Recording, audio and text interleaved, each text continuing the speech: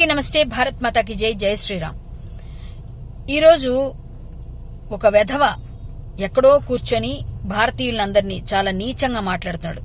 ఆ వెధవ పైన ఈరోజు ఉదయం నుంచి కష్టపడి ఇన్ని పేపర్లతో కంప్లైంట్ ఇచ్చి ఈరోజు ఇదిగోండి ఎక్నాలజ్మెంట్ తెచ్చుకున్నాను. రేపు ఉదయాన్నే ఎఫ్ఐఆర్ కూడా వస్తుంది.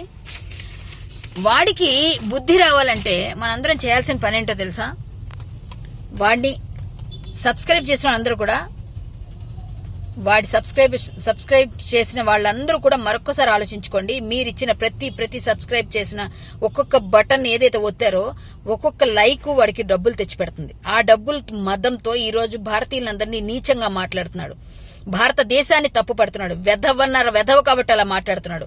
ఒక శివాజీ గారిని చంపాలని మాట్లాడుతున్నాడు, రెచ్చగొడుతున్నాడు. హిందూ ముస్లిం గొడవలు రెచ్చగొడుతున్నాడు. అంతేకాకుండా గోమాతని అలాగే మేకల్ని కుక్కల్ని కూడా భారతీయులు రేప్ చేశారంటున్నారు. అందులోని హిందువులే చేశారని చెప్తున్నాడు. ఇంత నీచంగా మాట్లాడుతున్న వాడికి రూపాయి ఇస్తున్నారు. 2.5 మిలియన్ సబ్స్క్రైబర్సా? 2.5 మిలియన్ సబ్స్క్రైబర్సా వాడికి? అంతమంది సబ్స్క్రైబర్స్ ఇచ్చింది కూడా మనమే. ప్రతి రూపాయి కూడా వాడికి వస్తుంది భారతదేశం నుంచి. మళ్ళీ అదే భారతదేశం నుంచి తెలుగు వాళ్ళ నుంచి వస్తుంది. వేరే భాష మాట్లాడట్లేదు వాడు. తెలుగు వాళ్ళందరూ కలిసి వాడికి అంత డబ్బులు ఇచ్చి అంతంత చేసి వాడు తిట్టించుకుంటాం మనం.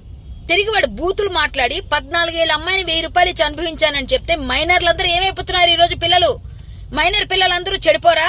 వాడు మాట్లాడే బూతులు వింటుంటే ఒళ్ళు కంపరం ఎత్తుతుంది.